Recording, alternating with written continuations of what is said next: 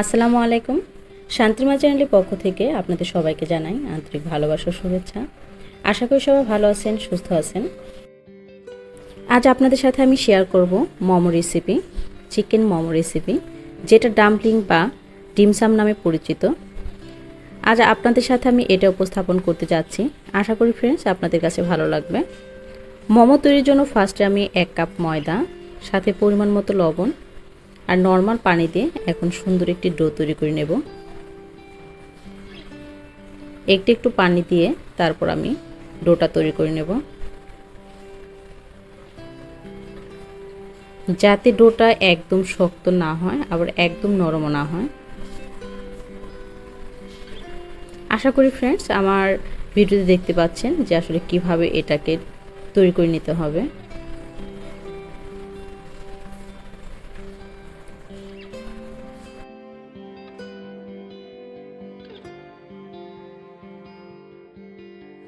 তো at last দেখতে পাচ্ছেন চারপাশে কোনো রকম ভাবে কিন্তু ময়দা লেগে নাই।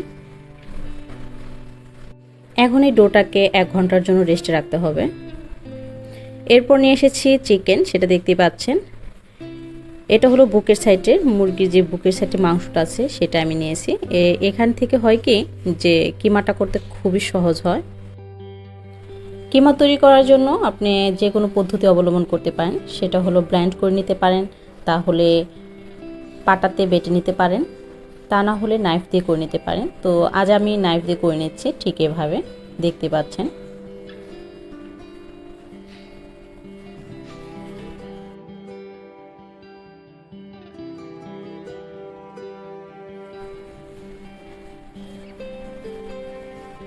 তো আমি নাইফ দিয়ে ঠিক এভাবে কিমাটা করে নিছি।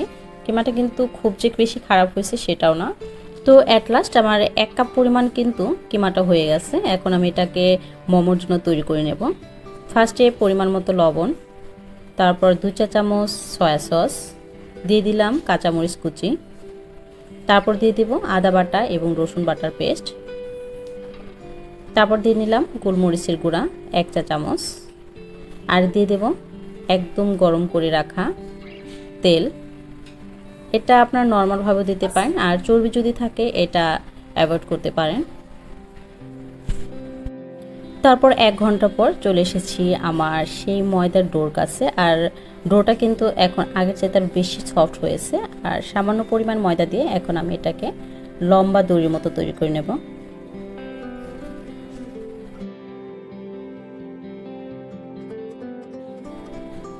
তারপর লম্বা দড়ির মতো করে নিয়ে দেখতে পাচ্ছেন নাইফ দিয়ে এভাবে কেটে নিচ্ছি। এভাবে কেটে নেওয়ার পর ময়দা দিয়ে এর শরীরে লাগিয়ে নেব, যাতে একটার সাথে আরেকটা না লেগে যায়। তো তারপর আমি ছোটো ছোটো করে বল তৈরি করে নেব। এই যে দেখতে পাচ্ছেন, এভাবে বল তৈরি করার পর আমি ছোট ছোট করে রুটি বানাই নেব, ঠিক যেমনটা আমরা লুচি বা পুরি বানাই নিই, ঠিক সেরকমই।